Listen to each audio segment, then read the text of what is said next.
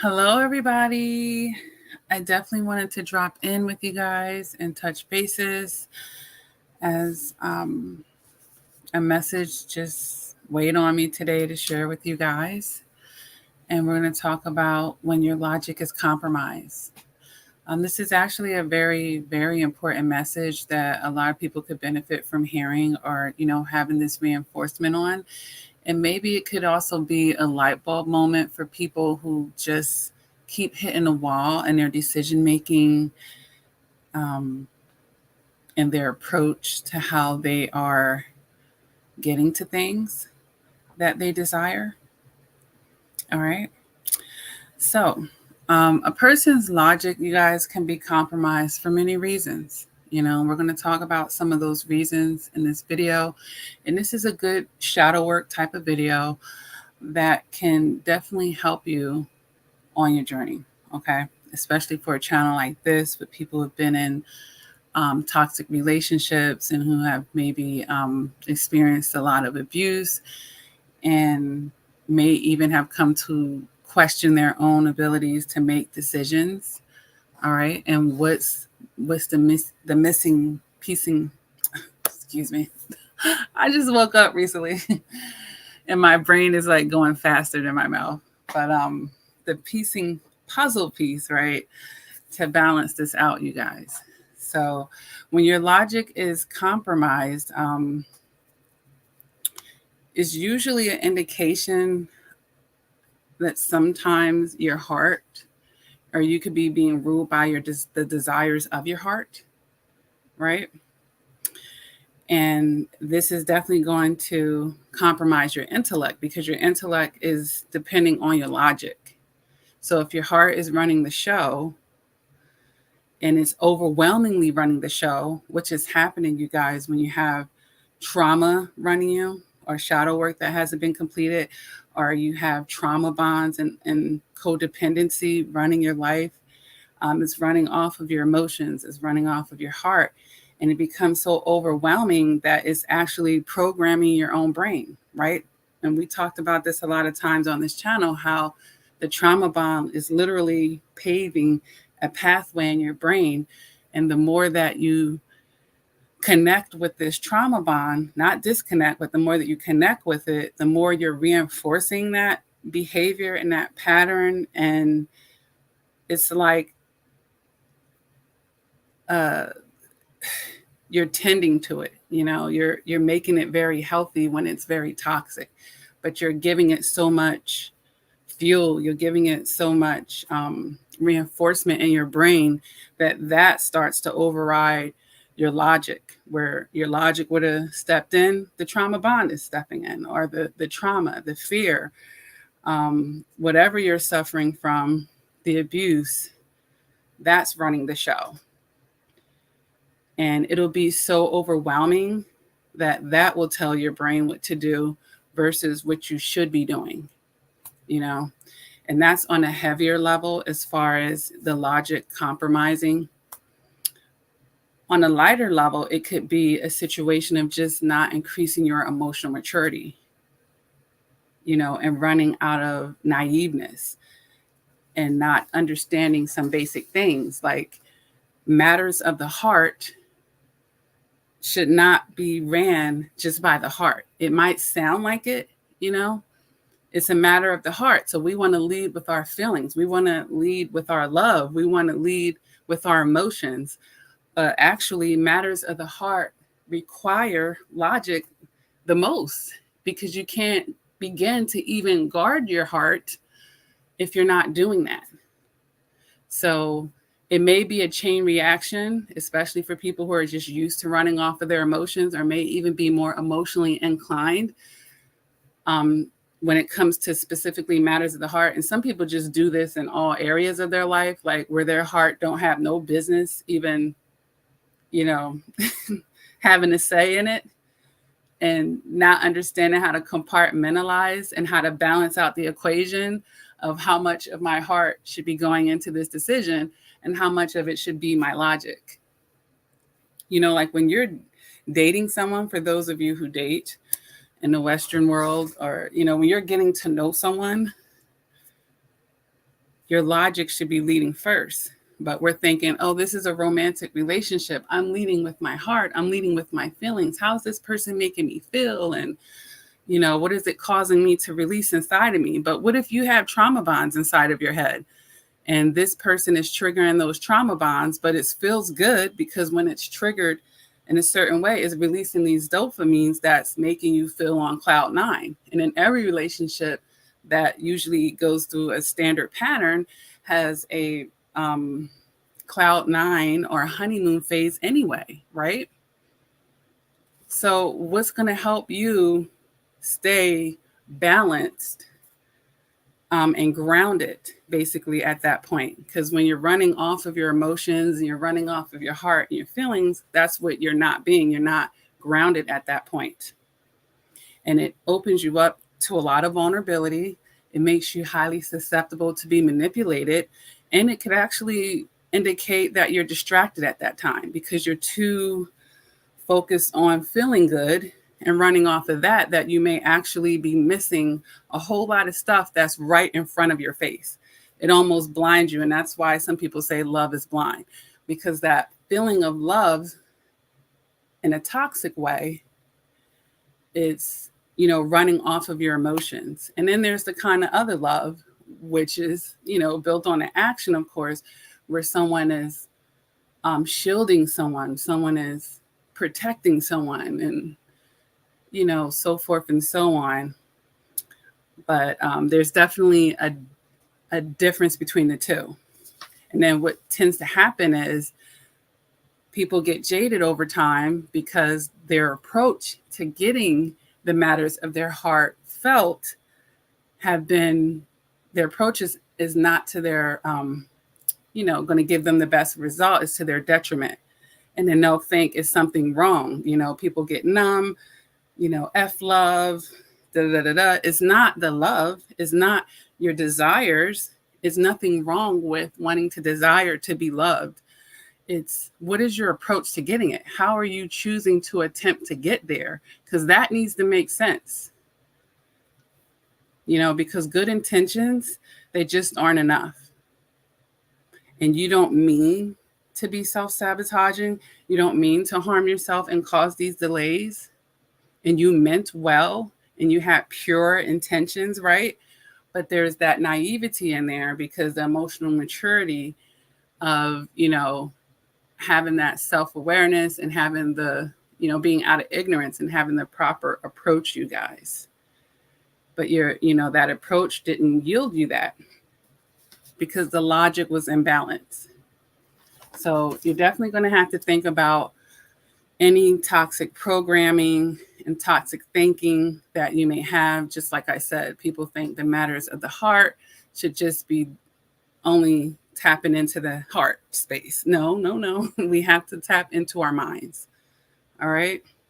And we have to lead with our logic. So you won't be too vulnerable. You won't be too idealistic. You won't be in a fantasy world. You won't be wearing rosy colored glasses, right? You can stay grounded and see what's actually going on. Because for those of you that always feel like the other shoe is dropping, I'm having this letdown. Was the shoe really dropping? Was it really a letdown? Or did reality strike and become more apparent in your consciousness? The reality that was there the whole time, but you were maybe either distracted or, focused on the wrong things. Because whatever you're leading in your approach, that's where your focus is. So if I'm focusing on my feelings, I'm not focusing on the logic. If that's the missing puzzle piece. And then that will make people emotionally exhausted a lot of times. And why is that? Because your emotions weren't supposed to be carrying all that weight in that experience, in that situation, or in that circumstance, or in that evaluation, or in that decision-making process. Your logic was actually supposed to be carrying some of that weight, if not most of the weight, and leading in that process. So then your emotions get overused and they're under replenished, right? And then you think your emotions are the enemy when it's not. Using your logic was the enemy in that situation, not your emotions. It was not using your logic that became the enemy to you in that situation.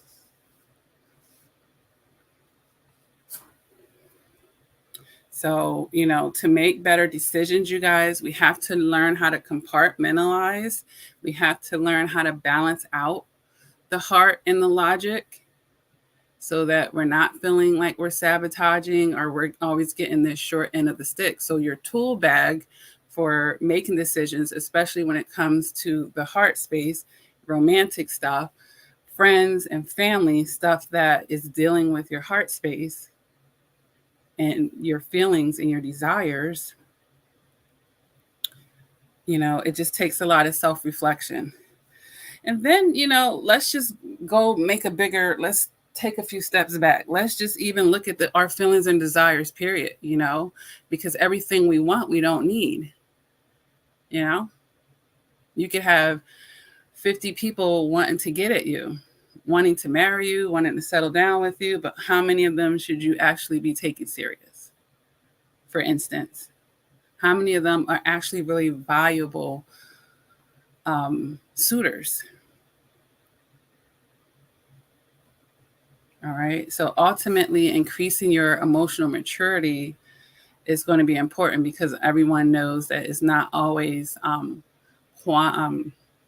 quantity doesn't always equal quality.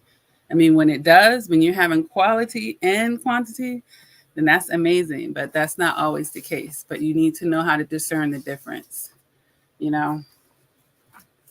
So if we could just debunk that first thing about matters of the hearts, just dealing with the heart space, if you guys could do that, it will help you a lot.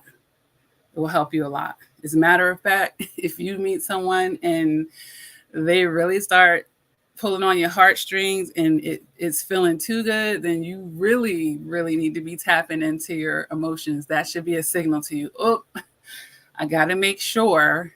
It doesn't mean you can't enjoy that feeling, but it's going to be like a checkpoint. All right.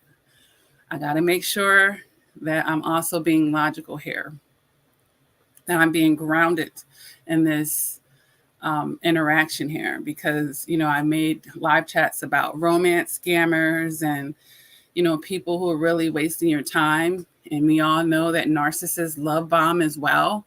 This is all the more reason why you should learn to begin to lead with your logic when it comes to matters of your heart space.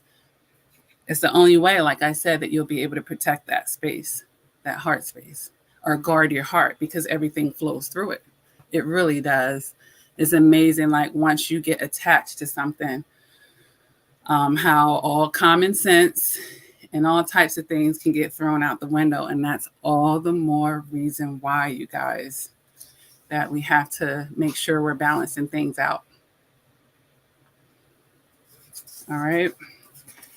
Because you have to get tired of certain outcomes at this point. It has to become exhausting enough to where it's like, okay, I really need to get back to the drawing board and figure out exactly what I'm missing here, exactly what needs to be added into the mix here, or what needs to be taken out.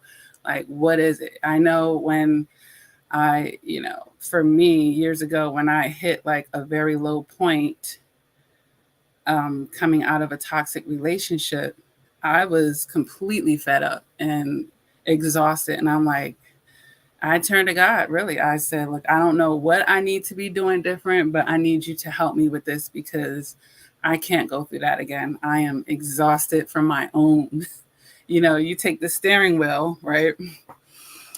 And drive yourself right into a situation that you wasn't looking for. You looking for the opposite of it. But like I said, looking for love in all the wrong places and using the wrong approach. There's nothing wrong with wanting to be in love. There's nothing wrong with wanting to have your forever person. But the approach and, how you're logically going about this, because people don't like to think about logic when they're thinking about their heart. You gotta. And that's really the lesson of this. And that's why I'm saying it in like 1,001 different ways, you guys. And I really hope, this talk helps somebody, because it's so simple, but so many people fail at this. And that's where all the heartbreak is. And that's where the repeating of the cycles are, and feeling like you're wasting your time with people. It's okay to cut it short when you realize it. Spare yourself. I say this in a lot of videos. Don't be the person that have to be beat upside the head, and that's why I was talking about emotional exhaustion. Just spreading yourself too thin, putting it in places you shouldn't be, learn how to read the room, meaning read the situation well enough that you can prevent certain things and you can stop it sooner, and not let stuff get so involved, and then not creating more toxic bonds with other people because you're not leading with your logic. Especially, you guys, you're talking about picking a spouse, really entangling yourself with somebody, you better be thinking about your logic, and people say, I want to marry for love. Okay, well, let's marry for logic first, because the love will come at that if it makes sense too. Like once it's making sense and you guys are really on the same page and going in the same direction, you'll be amazed at how easy that love can come. But then when you're doing it the opposite way, now we have the love-hate relationships, you guys. That's how that type of thing happens, because it felt good, but the relationship really didn't make sense. The relationship really wasn't going to serve your higher good. You know how many people you can have a connection with and it can feel good, but they're really not good for your life in the short term, in the medium term, and damn sure in the long term. So the quicker you understand that, just because someone can provide that feeling for you, you can have that connection. Oh my God, we can talk all night, or, whatever it is, for however you're leading your life, But everybody that you can laugh with doesn't mean it's going to be your friend. Everybody that you can kick it with or whatever, it doesn't mean it's going to lead to more. So when you increase your emotional maturity to understand these things, you can know that you can connect with someone and feel really high off of being around their energy, but there'd be something else about the relationship that is going to make it doomed one way or another. All right. So, I'm mainly talking about the things that you're processing, but other ways that your logic can obviously be compromised is if you're going off of false pretenses, if you're falling for lies and manipulation, of course, your logic is going to be compromised because you think this is a truth when it's the complete opposite, And we've talked about this on the channel as well, you guys, when we understand that communication isn't just verbal. We can't, especially for you women out there, everybody knows, and you hear it all the time, women fall in love with their ears a lot. If someone's able to tell you what you want to hear, that is generally soothing, and don't feel bad about it. Just have that awareness that the feminine energy, or someone that's more in touch with their feminine energy, they may operate like this. But if you know that about a woman and you're a woman, then you need to have that self-awareness when you're interacting with the opposite sex or in any type of situation, because this is how people can manipulate you in any type of way, telling you what you want to hear. But is it actually the case? Or are they just using flattery, So emotional maturity is invaluable. And I know I say this a lot on the channel, but there's so many ways that your logic can be compromised. And the more you understand these ways, you can guard yourself against it, Getting to know someone is almost, I don't want to make it like a job interview, but it is, because you're interviewing them for your personal space rather than your workspace. But as far as the logic being compromised, this is across the board, because we make decisions in all areas of our life, personal and business. So your logic can be compromised in a business wise too if you're running off of emotion. Have you guys watched Shark Tank? I haven't in a very long time, but I used to watch it all the time years ago. And so many people, they spent their life savings, they threw everything in here. And the panel, the business millionaires that they wanted to invest in there, they could see that these people were leading with their emotions and not their logic, and they didn't know how to get off the ship, the sinking ship. There's confirmation. They didn't know how to get off the sinking ship. So it's the same thing with personal relationships. We stay in them too long, right? Because our emotions are running and not our logic. And I always say the opposite of what people in their toxicity are thinking. They think because they invested so much time, they don't want to walk away from their investment. So they invest more time, even though it's like a bucket with holes and it's not growing the relationship in the right direction.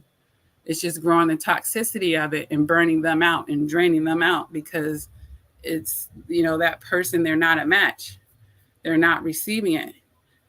And you're being resistant to the endings. So, when your logic is compromised, it can cause a lot of stuff. And I want you guys not to be devastating our lives. That's not a good feeling. And hard lessons and hard not this and that is very draining. But I digress, you guys. I don't want to, start repeating myself, but I hope that this helps someone. And I hope you guys are all well. You're definitely welcome to subscribe if you're new to my channel. Definitely hit a like if you like my content. It's how I know. And it's nice YouTube etiquette, right? And for anyone else, I'm going to go ahead and hop off of here. You can always leave a comment underneath the video if you do have suggestions, but I have a really busy day ahead of me, and I just wanted to definitely drop in and touch bases. I love you guys. Continue to do the work. And until next time, please take care.